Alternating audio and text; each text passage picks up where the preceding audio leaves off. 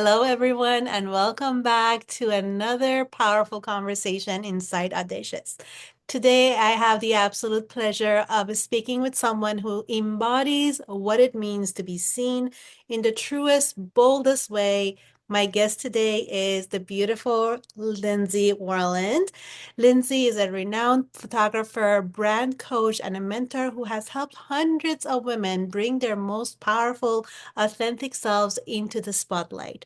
She built a legacy around highest frequency brand method, guiding women to embody their essence in a way that attracts opportunity, success, and deep personal alignment.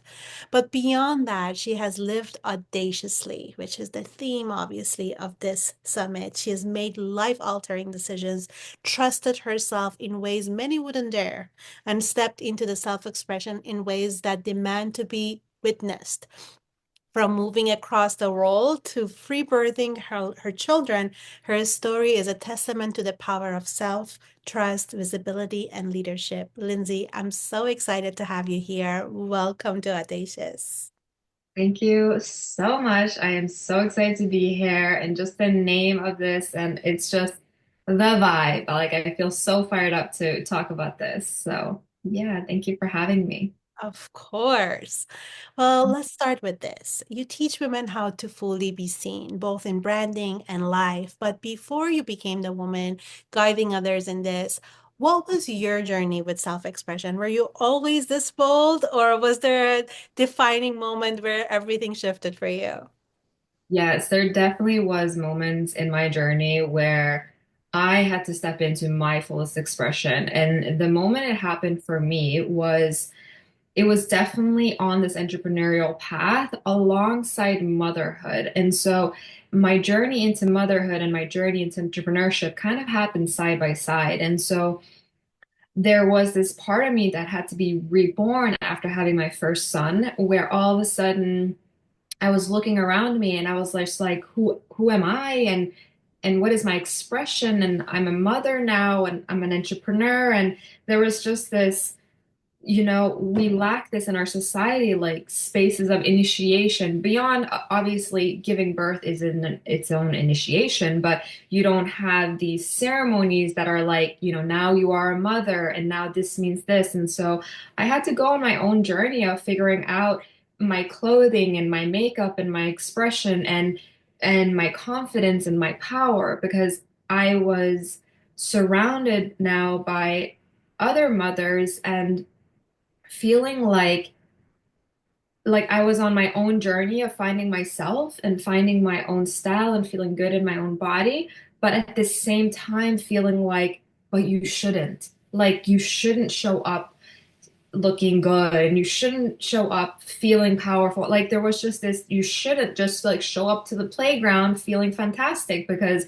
we are mothers and we're tired and we like, the conversation kind of was like, oh, I just threw on something today and like that's kind of the vibe. But I remember distinctly this one time where I was working with a coach and I was working through this and finding myself and stepping into it. And I was just like, no, like I just broke through with my coach. I'm like, I'm gonna show up how I want to show up. Like I feel better when I dress better. I feel better when I take care of myself.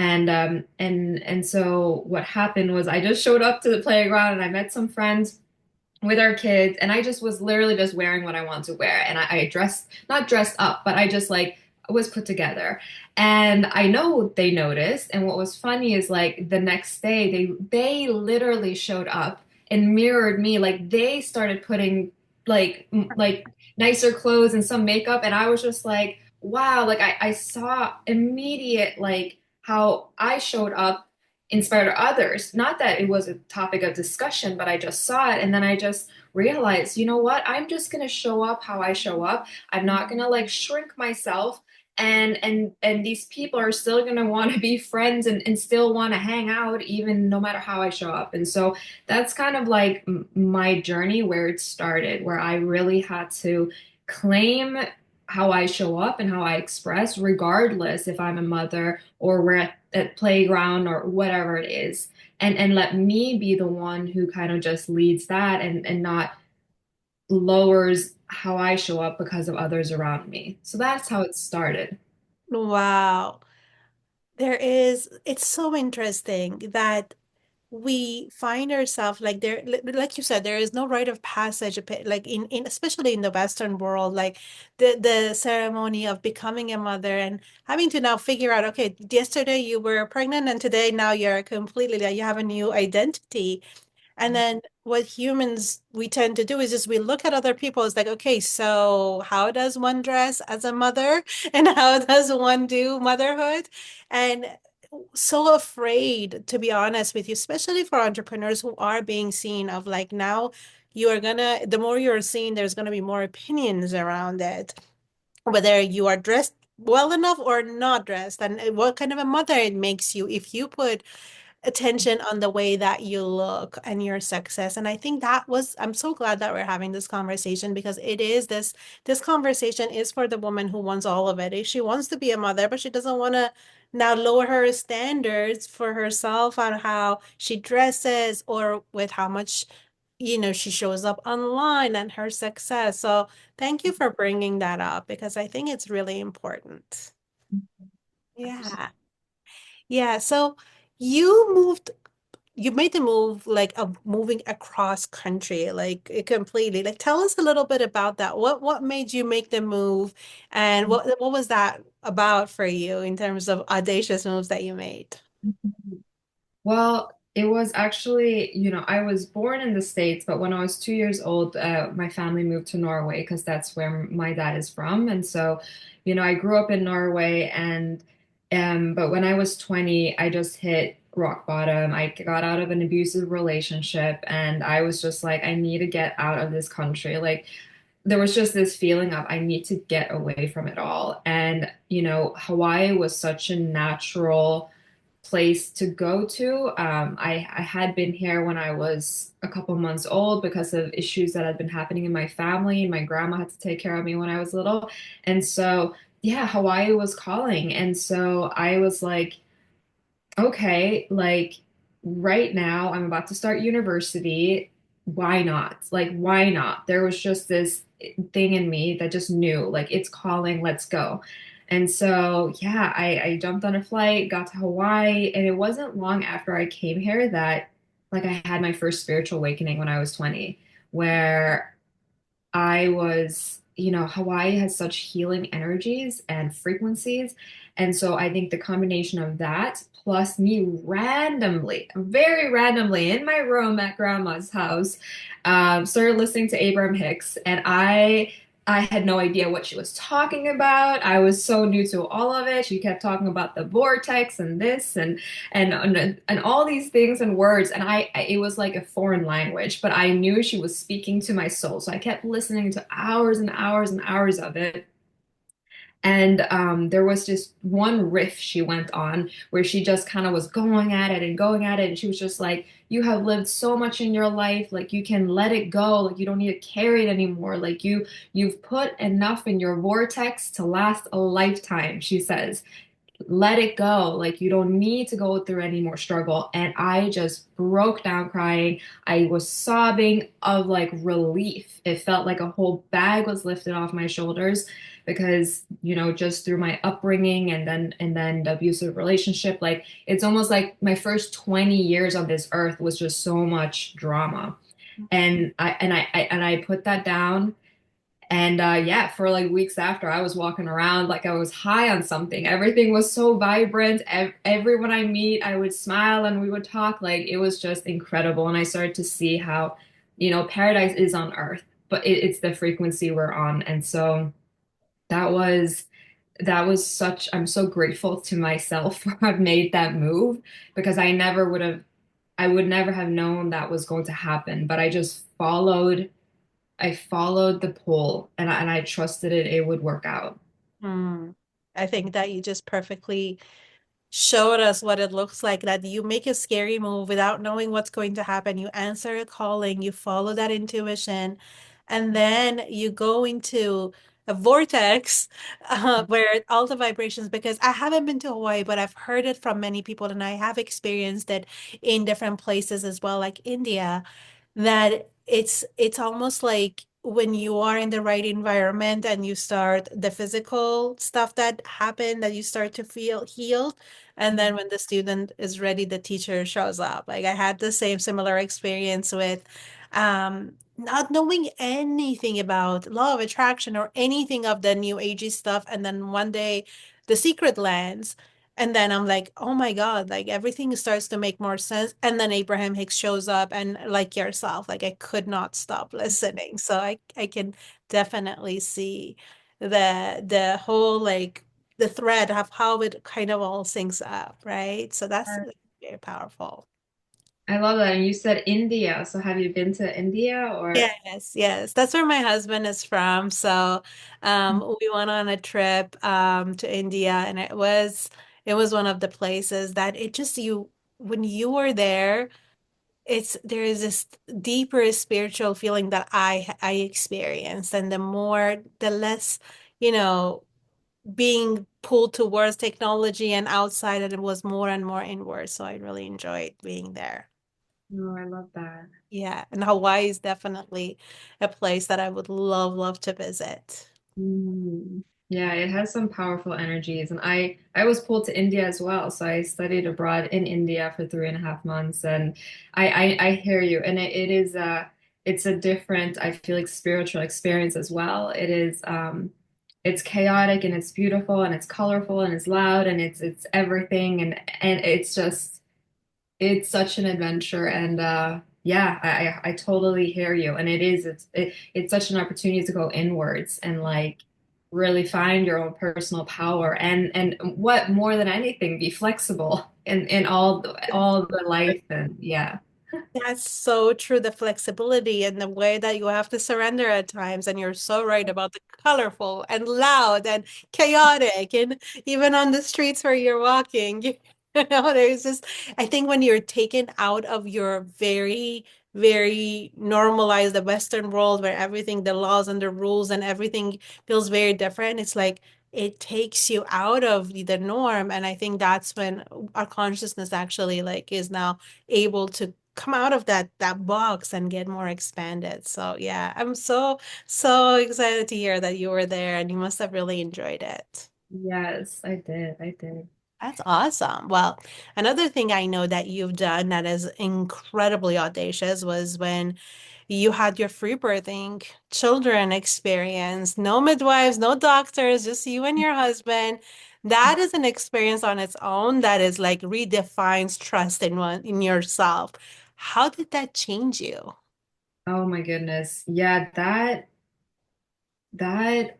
it was just that is like personal power and leadership embodiment to another level. It is like because we women literally we are we are born and we are wired to give birth. Like we're born to give birth. Like it is just part of us, and it's like it's so connected to the divine. Like it's literally how we humans are here. And so it all started with, my when I first got pregnant, I was happy, but I told my husband, I was like, this is going to be the most painful experience of my life. And he looked at me, and he's a very grounded man. He is not into all this spiritual stuff. He is spiritual in his own way, right? But he looked at me, he's like, why do you say that? You always say you create your own reality. And I was like, that's a good question, because if I do create my own reality, why am I already saying this is going to be the most painful experience of my life? And so I went online and I found a book that was like on the other spectrum of painful. So I bought the book Orgasmic Birthing, and I just like started reading hundreds of orgasmic birthing stories. And so by the end of that book, not that I thought I was going to have an orgasmic birth, but at least the pendulum swung a little bit to the middle. So now I had kind of brainwashed myself to like be in the middle of, oh, anything's possible. Like it could be painful, but it could also be pleasurable. Like now I was more in the middle. And so just going through that, I just started learning more and more. And then when I had my first son, yeah, we had a midwife. And then for my second son, I was like, I actually just want to be on my own. Like, I don't want anyone waiting around for me. Like, I'm a very private person. And so that's also like my two line in human design, a hermit. Like I just want to just be in my cave, like do my thing. And so, yeah, when I gave birth to my second son, that was truly an orgasmic birth. And I do believe that happened because I had the space and the privacy, and I could be in my own body. I could be in the portal without anyone else's energies, without anyone else looking at me or being around me, just my husband. It's very intimate. And so, obviously, the pleasure was able to surface and and it could be very ecstatic. And so, yeah, I remember, especially after giving a free birth and me and my husband just like looking at each other and just like being in so much happiness. It just, it's a power that like it's hard to even describe. It's a power that if I could say something, it's like the power you feel when you just like do the scary thing. Like there's like a power that you can't get by sitting in Zoom rooms and having conversations or talking and having high level conversations. Although all these conversations and everything we're learning from mentors and coaches and programs are incredible, there is just a power that comes from like lived experience that is nothing else, right? And so that's what I felt. It was like, it was so powerful. And it was also a reclamation, I felt like, not first for me, but that I added to the stories of women who took our power back. Because that's the thing. It's like the birthing and the pregnancy and even motherhood in many ways, like it's all been like that power, we have given it away. It has been taken. So now it's very like it's in other people's hands. You see this when the way we kind of give this power to doctors and we look to other authority for what to do with our bodies and our children and all that. And so for me, it really just felt like I am adding to the stories of that we are powerful women and we were meant to do that giving birth and our bodies and our babies are not an emergency. We're not an emergency. We're meant to have it be so ecstatic and blissful, and it gets to be like the most beautiful experience of our life. And so yeah, there is the only thing I can feel is like this power in like my sacral, like just power. And even in the root chakra, it just feels like boom, like power. And that's all I could say is it's you have to live it, right? I have chills all over my body. Like you said, there is learning from mentors and then there is the lived experience. And I believe Mhm. wholeheartedly, like the lived experience within you, reclaiming your power, redefining what birth would mean for you instead of like being the most painful thing and shaking the belief a little bit is like, is that necessarily well? And I love it when your husband played that part, reminded you of what you already knew and took you back. You went back into redefining for yourself and doing it the way that felt right for you and I think women hearing this, women who don't have children yet, like this can be such a gift for them because it doesn't have to be that in a way that you give your power away. Obviously, whoever decides whatever is right for them is right for them, but then can we actually play with the thoughts that it doesn't have to be the most painful thing in the world, that it gets to be pleasurable. So thank you for sharing that. That is beautiful, beautiful story that you are the embodiment of it. And so I'm just very, very honored that you shared that with us. Mhm. Yeah. So Lindsay, so many women desire to be seen, and that is your specialty to be fully expressed. But things hold us back. There are things that hold us back in your experience. What are the biggest fears that stop women from showing up fully as who they are and being fully expressed? Mm. So what I have found is there is just this, we have almost like this thing, even as women, of of like almost like it's going really deep really quick, but this is what I feel. It's like there is this fear because it's like in our bodies, like it's beyond even our mind. It's you can even link it to like the witch hunts and just the ways that we as women haven't been taught when we were growing into women and becoming teenagers, like we were never connected fully with, again, initiations of like, here's your sensual and sexual power. Like, we women have so much power. So the fear is like, well, what is the reactions I'm going to get from others? What are other people going to feel or think of what it is that I have to say? There is like, there can be nervousness for other people's reactions, but it's all rooted in the body. And so when I work with clients, and what I find is, as women, when we have a bigger mission, and we have this burning desire to make a ripple, and we know our work is incredible, it's like, in order to not necessarily override the being seen, but it's like the mission and the vision that we women have gets to be bigger than the uncomfortableness we feel going, being seen online. When the mission and the vision is so big, it's like then God source will move through us. And so that's kind of how I guide women too, is like to connect them with their desire and their vision in such a powerful way that then through the movement, by letting themselves be seen more and more, then like it just becomes like all the things and all the fears just kind of not melt away, but it gets easier and easier and easier. But, for me, I truly believe, or I lean more towards the side of like taking action, right? So if we have fears, for me, it's like we can talk about this in length, but like for me, I'm very like, let's go do it. Like, let's do it, let's do it, let's do it. And before you know it, you'll just be on a roll. And then our mind sees it's not that scary. And so that's kind of how I roll. That's just, yeah.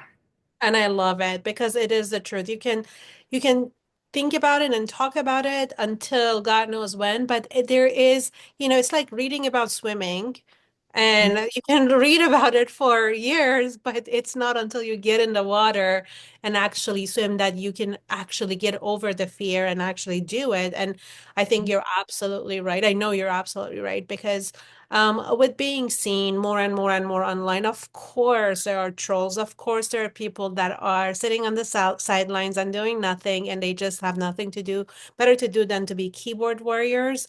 But then when Mhm. you're connected to that desire and mission, and are Mhm. you really going to give that all up because somebody, some no name in their mother's basement is going to say something mean about you? It gets to hurt, but Mhm. then that mission and that vision and that desire, when that's the driving force, Mhm. it makes the biggest difference. And I think having a mentor like yourself to remind them and then let's take the actions instead of talking about it and then process whatever comes after that is Mhm. the absolute key here.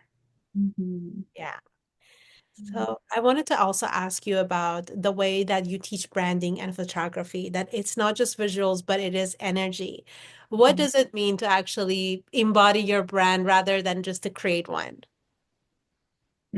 So for me, when you embody, so the way I see it is like you create, and when it's embodied, it's it's not you are embodying your brand, it is the brand is like birthed from you. And so what I do is, I believe like when we work with tools, like, I use my highest frequency method, which is grounded in our design, in our human design.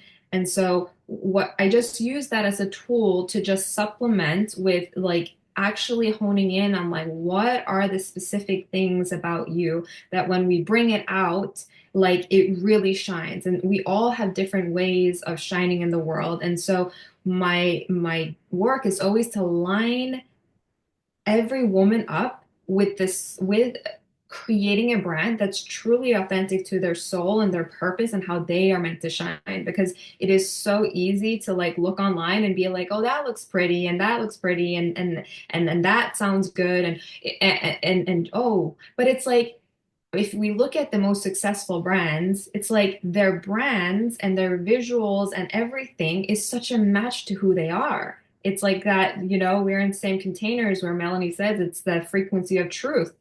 And brands become so powerful and magnetic when we are So wearing the correct brand. It's like our brands are like the sword that slices through all the noise and like really pulls people in. But how I like to think of it is if we're looking outside ourselves for inspiration for how to create our brand, then we might be wearing a blazer that doesn't really fit. And people can tell because it doesn't really fit. It's not really the true expression of the person. And so they don't shine fully. And so for me, it's like picking up on what clients say and what women say and then finding it and like being like, oh, that's the thing, that's the thing. And then and it becomes unique from there. So for example, we all have an artist within. And I believe when we truly connect to that creativity and the artist within, and we are connected with our desires, like I know one of your quotes is like, we connect to our desire, and then God will fulfill in that. And so when we're so connected to our femininity and we create from within, I find there's so much authenticity and uniqueness that comes through that's birthed through this way. And so that's a big part of my work because like I can sniff out when someone is not true when it's created from the mind versus the womb or like from our pussy power. Like I can see the difference between the creation. And so it's such a passion of mine to connect women to that inner fire and inner creation, because then there's so much uniqueness that comes. And so I listen for that. And so one example that's just coming to mind right now is one lady I've been working with. She's a fitness coach, and she was talking, and then she was on her stories, and I was watching her stories, and she said something there, and I grabbed it and I went into Voxer and I said, this could literally be your tagline. And the tagline became like, I help you create, or I help women create spankable butts. And it's like, it's just so random, but it's like spankable butts. And she said it in her, stories. And so it was very like, the best things come when you're just like in the gym or you're walking, you just write on your stories. Like stories is such a good place to pull. So I said that. And so now she has it in her bio. Like I create spankable butts, for women. And so that is like so unique, but it also captures her personality because she's sensual and playful and funny, and so it became something unique. And so that's what I feel like means when we bring forth a brand that's our embodiment and it comes through like that. Yes. Oh my God. As you were saying it, I'm like, obviously, like every fitness coach out there is like, I help you lose 30 pounds in like, 20 days. But then when you say something like that, that is different, it's like, I want that butt. Like, I want right, like that's when will draw me in, and that's when you're like you're saying it's uniqueness to you, the artist within. This is something that comes through you instead of Mhm. trying to sound like everyone else. It's interesting because earlier today I was listening to a interview. It just randomly came on my YouTube, and I listened to it with Eddie Falco and J.K. Simmons, just two actors, and they were talking about their beginnings of how they used to before they were anybody in the business, that they would go to auditions and they wouldn't get the jobs. And it wasn't until like J.K. Simmons was saying that I used to just like sound like the people that I look up to and be like them. And then one day I said, well, let me just like go and say the parts, read the parts as the schmuck that I am and see what happens. And then he immediately gets the job. So it's like we've heard it like over and over, be yourself. But I think we can't be said enough because it isn't until a person is expressing themselves the way that they are that a connection is made, as opposed to when you sound like everyone else or people that you think are successful. And it just doesn't land the same way. So I love the way that you put it. Yeah, and I just want to note too, because I think this is important. It's, in human design, there are different centers and everything like that. And I just want to say, because I think this is important, there is, and it's also because it's something I have struggled with. And it is, for some of us, it's actually almost half of the population has an open G center. And so the G center has to do with like our identity and our direction in life. So if half of the population has this undefined and open, meaning a, we don't always show up like one person everywhere. We are very like a chameleon. And so what I have found, and for anyone listening, like if you are in business or like you're a coach or anything like that, or just in general, what I have found is we do start sounding like the people we listen to a lot because we are so chameleons. And so I've actually had to be very mindful of the words that I use and the way I speak because I do start sounding like my coaches and stuff like that. And so even just it's something to note, and it is actually something that I get quite a lot of comments on from people online where when I say, when you are birthing your brand or evolving your brand, disconnecting from all the voices is so important because if half of us in the population are open, that means we're not going to birth our voice and our brand or evolve until we disconnect. And for many people, this is so hard because it's like, well, I'm learning and I'm growing and I'm listening to my coach and I'm implementing. But then it's like, well, at some point, it's good to just have some space because if not, we will never really sound like ourselves because we're listening to all these people. So, yeah, it's like there is a point where the biggest gift we can give ourselves is to actually just disconnect from most of it and start listening to that inner channel because that's our voice. And for some of us, like myself, I have to be extra mindful. For me, I know I have to be extra mindful, and I'll catch myself, and I'll be like, okay, like let's not use her words because use my words, let my channel be open. So I like to bring that forth because for some of us to say show up the same way and show up how you are, I'm like, I'll show up different depending on who I'm around. Like if I'm around like a bunch of ladies who are super hyper, I'll be like that. And if I'm around someone grounded, I'll be grounded. Not because I don't know who I am, but because I chameleon and I mirror, and that's part of the reason I came here to this earth is to be a chameleon, to feel how does it feel like to be like you and how does it feel like to be like him, and it's a fun dance to have. For sure. And thank you for saying that. It is so true. I had to be super mindful. And it was something that actually, with my very first coach, I brought it up. I'm like, I'm finding myself sounding like you. I don't mean to. I was like, I promise I don't want to copy you. But like, it just comes through. And she's like, it happens and you will find your own voice, but you have to like let yourself find your voice as well. And it's interesting because I was going to ask you the same, like this was going to be my next question. It's like if you feel disconnected from your own essence and you want to tap into it to Mhm. that highest frequency, what would be the first place? But I think first place is to disconnect, but then I will let you talk more about it. Is that how do we go into that highest frequency? Yeah, so I work very specific with like frequencies, and we have our shadow frequency and higher frequencies, and there's so many different flavors. And what we all have is we all have our mind, and our mind has many different ways of like keeping us in these shadow frequencies. And what I love about the work I do is like we find the specific flavor. Like it's not just for some, it might be oh, they start over analyzing. Say that's a shadow, over analyzing. Okay, what if that was my shadow? That doesn't mean that's your shadow. Your shadow might be something completely different. It might be fair rooted in organization or future or whatever. And so I love like actually making the things that we're kind of unconscious of, but when we know it, we're like, oh, I can see how my mind is that in that shadow frequency. And so to lift it to the highest frequency, it will be many different things, like gratefulness and love and all these more higher frequencies. But what I love is like the specificness because for some it is being grateful. For some it is like expression and being creative. And for some it's devotion. And so there's so many flavors. And so I love like working with specific ones. But to raise our frequency and to be in that highest frequency when we express online is truly, I believe, it is just disconnect, and then coming back to our bodies. So a lot of my work, it's like, okay, we're building the brand, we're evolving the brand, we're bringing it to that next level and more like iconic and legendary, like evolve.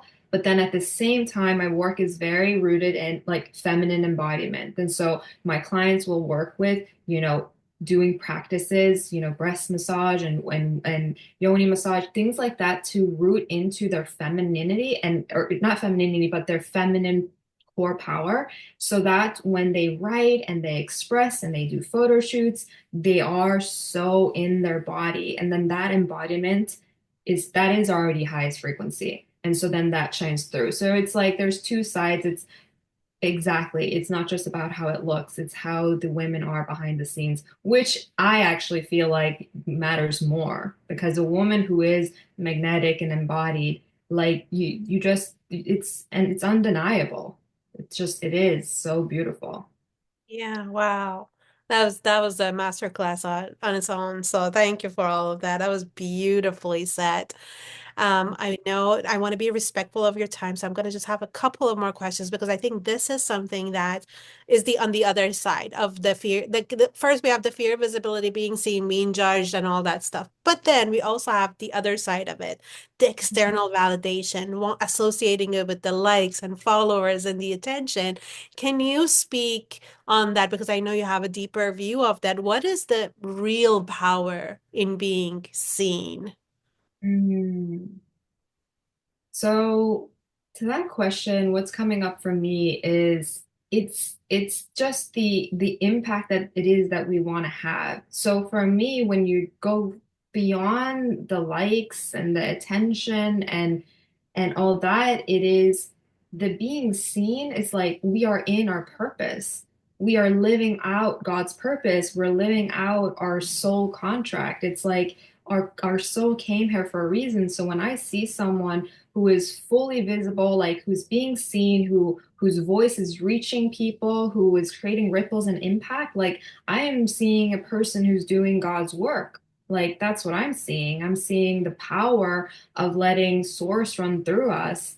And so that's what I see. And honestly, like I grew up doing a lot of sports and stuff. So when I see athletes and singers and coaches and entrepreneurs and speakers, anyone I see, whatever work they're doing, when they are fully seen and they're using their voice, I am just in awe on a deeper level. It's like my soul is just like cheering everyone on, like, holy shit, yes, yes, yes, yes, yes. The more of us, the better. And it's so much deeper. It is like it's yeah, it's the sole purpose. And getting to see that is like when you see singers and you just start crying because their voice is so beautiful. It's like getting to see a human in their full expression is like seeing art and music and movies and creation. And yeah, that's at least for me what I feel. I don't know if how you feel about that. Yeah, I totally feel the same way. It's a big difference between chasing what's viral and what makes me be seen when that trying to be viral, I think is a very external, like I need to be seen in order to feel good about myself, as opposed to like really connecting to who you are and mastering your art and craft and connecting with your family and then expressing it. And then that being seen becomes the byproduct of it. So I absolutely speaks to my soul as well because I feel the same way when I see a person when like whether it is art or sports, so into like they almost don't care that they're being seen, but they are being seen by Yeah. others. That is what grabs my awe and attention way more than what we see nowadays with the viral, what goes viral and all that. So yeah, thank you for that. Yeah. Mhm. I was gonna before we go into how people can come and find you, I was gonna ask you if the girl that just before she moved to Hawaii could see you right now and before like without all the stuff that she has experienced, if she could see you right now, how would you think she would feel or what would you say to this? Oh. Oh, I'm getting emotional.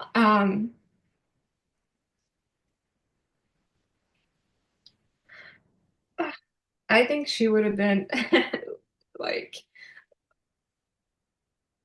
yeah, I don't think she would believe it. I think she'd be like, what? Like so proud because like I can't believe um yeah, just like everything like ever since the spiritual awakening and she would just be like, wow, like what a way to turn around your life, right? What a way to just like let it be good. And that's something that's what like my last years have been. It's just been like so good. Like, you know, yeah, that's a powerful question because it, it, what's coming up is just like wow, like letting it just be good, and like that is something I've really had to like stand in, is like let it just be good, like let yourself just have the dream life. And she would have just looked at me and been like, she would not have believed it, because I'm 33 now with 3 kids and I've been married for 10 years. Like I think she would just be like, whoa, like how? Like how did you do all that? And how could life be so good? And that is something I've had to really stand in. Like I've had to stand in my light and just be like kind of like how I said in the beginning with my spiritual awakening, what Abraham Hicks said, which is like you've literally put so much in your vortex already. You've lived so much contrast. Now just enjoy it. And so I think Lindsay would have just been like, good job. Like good job in just enjoying it. Just enjoy the life, let all the struggles go, and just be a big shining bright light, like literally. And so that's like part of my life, and that is just to shine as brightly as possible for others. Yeah. Oh my God, my heart just melted. Mhm. I feel you so much, and I also want to say to that the younger Lindsay is like that was also you initiated it, like you made the big move. Like you are so must be so proud of her for having the courage to do what she did, and what you have Mhm. created is absolutely so beautiful, Lindsay. And I'm so grateful to have you, to have gotten to know you, to share this interview with our audience. That was so valuable. But of course, like there is so much more, and I want them to come into your world and get their hands on all the good stuff. So, where are the social medias that you love to connect with people? I love to connect on Instagram, so it's just at Lindsay Warland with a little underscore. But yeah, that's the best way to connect. I'll have that linked for sure. And if they want to get their, like, get more of an experience with you, whether it's like a course or program, a master class, is there anything that can come in and experience your brilliance? Yes, yeah. So I have 2 ways already in my Instagram link. There's a free masterclass that's called Your Wow Factor. And so you can go on there and catch the replay of this free masterclass. And then I also want to gift for those who are listening here on this podcast a 50% off coupon code. So you can use the coupon code Audacious, and you can get 50% off a feminine strategy session. So this is like a one-on-one session. It's a 90-minute session to dive into your feminine success keys that relate to your business and your brand. And it's all based on human design and your design and with your brand. And so yeah, that's 50% off if you want to have that session. That is so generous. Thank you so much. I will have all the links, even from your masterclass and your call with them with the code. But thank you so much, Lindsay. This touched my heart so deeply, and I love the woman that you are and what you stand for, and your gift is so needed in the world that everybody copies everyone else, and they keep on feeling like a failure. I think your gift really liberates women. So thank you for what you do and who you are. Likewise, thank you so, so much for having me here. Thank you for the most beautiful questions. I'm so grateful to have been here and to connect with you in a deeper way. So thank you.